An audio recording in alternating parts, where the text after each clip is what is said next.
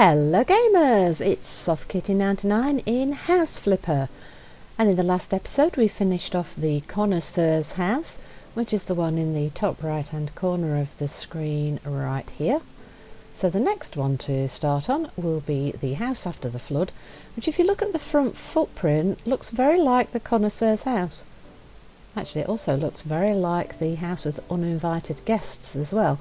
In fact, the house with uninvited guests also has the same porch, so that's probably the most like the house after the flood. So I'm thinking it's going to be the same design house that we've already seen before, so we can try out just decorating it a little bit differently on the inside. So let's take a look at the pictures. Oh gosh, yes, that's definitely been flooded. Look, the whole of the bottom parts of the walls are going to need to be completely replastered, aren't they? So that poor little thing's going to need a lot of work. So I think we might do some of the work on this one off screen, because you're not going to really want to sit and watch me plaster every wall around an entire house. That would be kind of sad. So let's do this one in little sections, I think. So let's first take a little tour. Oh gosh, yes, that's not good. That's definitely been flooded. Look, everything's been thrown out the front. There's a whole pile of detritus and dirt just washed out of the front of the house. That's a real clear mark, isn't it, for the wall? So the water's reached more than half height on the door, just a little bit over half height, basically flat with the bottom of the windows, hasn't it? So, oh, poor little house. That's going to need an awful lot of work, isn't it? Looks quite sad, the poor little thing. All that forlorn furniture sat out on the outside. Oh, yes, it's definitely going to need a lot of tender loving care on this particular house. So let's have a little look at the street. See, the rest of the street looks an awful lot better than our house. How come the rest of the houses didn't get flooded, or were all the others looked after and this one's ended up unoccupied, unloved and untended all by its little self? Poor soul. Don't worry, little house, we'll take a good care of you. We'll look after you. We'll renovate you. We'll plaster you. We'll look after you. Yes, all the way around. They're exactly the same height, the same amount of damage the whole way around.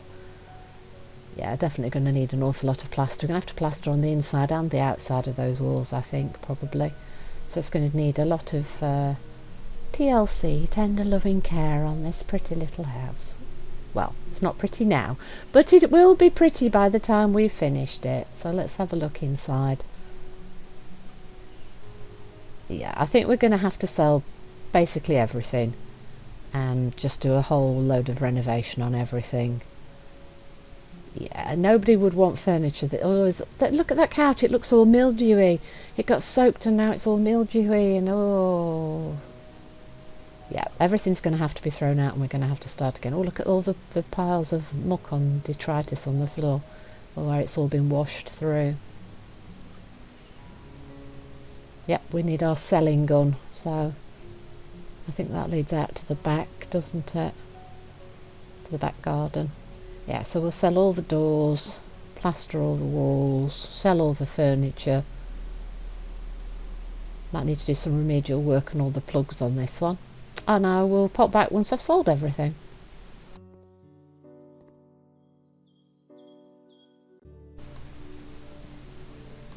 So I have been through with my little selly gun and I've sold absolutely everything. So the place looks a lot more visible. Is that a good word? Visible. You can actually see the size of the rooms now that we've got rid of everything that was inside, and we've cleaned all the windows as well. But yeah, we're obviously going to need an awful lot of plastering to be done on this house, and that's going to take quite a lot of time.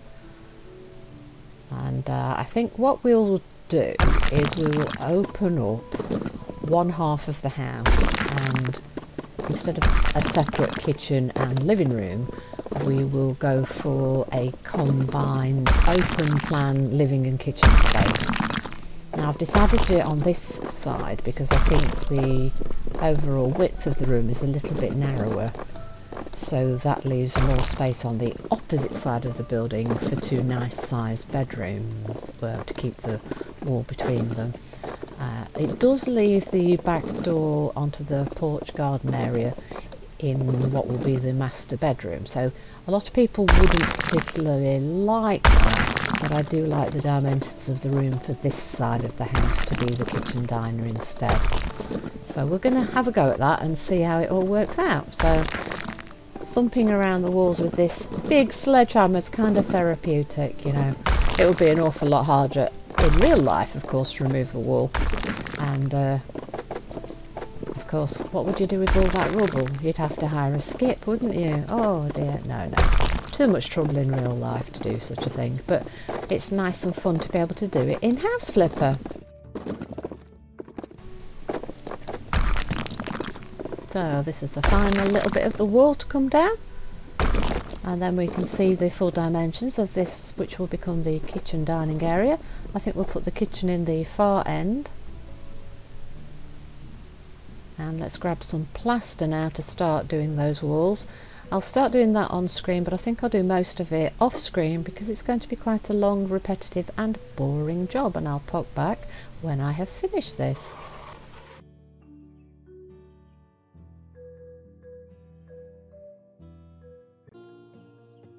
So I've plastered all the way around on the interior and on most of the exterior, so just a couple more bits to finish up so that you can see me finish off the last of the exterior. Now you do have to do both the interior and the exterior walls to make the job completely finished on this particular house. So you have to plaster all the way around on the inside and then all the way around on the outside, and now you can see that it's looking an awful lot better and all that remedial work's been done. So our next job, of course, is going to be thinking about flooring and painting and going from there.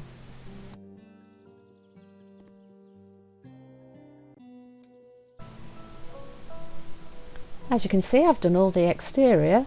On the tall pointed walls, the gabled bits, I've used the bright orange paint to give the house a bit of a lift, and on all the smaller side walls I've used the wall panelling, the paler brick colour. If I'd have done everything in the brown brick colour, I think it would have just looked a little bit flat with the house. So adding the bright orange on the two big walls I think has just lifted the whole house and added a little bit to it. On the interior, I've painted in all of the rooms and changed all the flooring.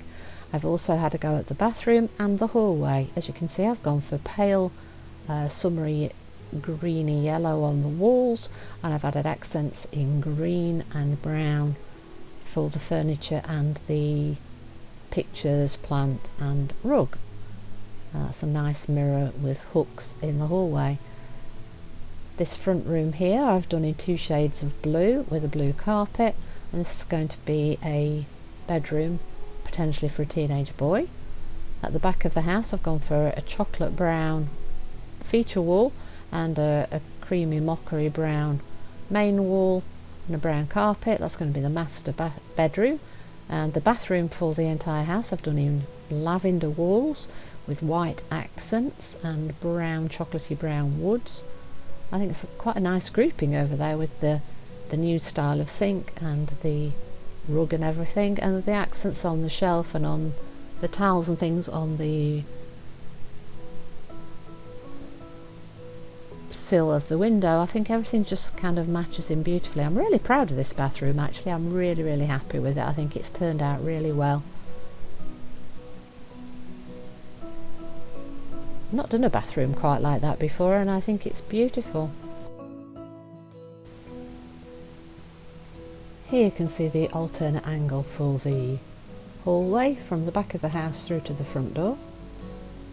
And then our final room is going to be the kitchen and dining room. We've got the dark green walls with the pale green as an accent, and we've got the green tiling on the floor where we're going to add the kitchen area. So we just need some lighting.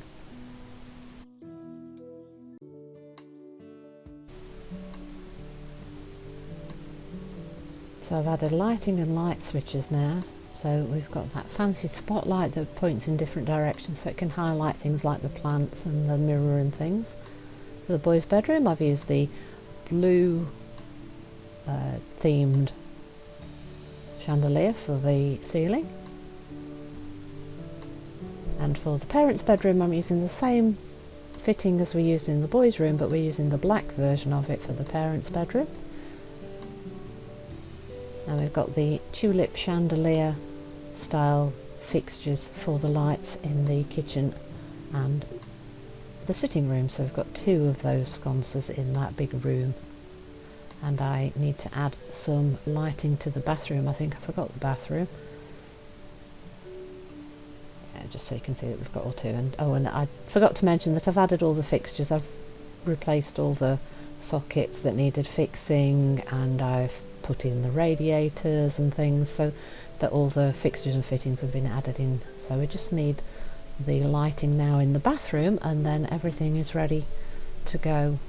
The bathroom's completed, the hallway's completed, and the 2 bedrooms and the living room kitchen area are all ready now to be decorated. And we'll start on the other decorations, I think, in the next episode.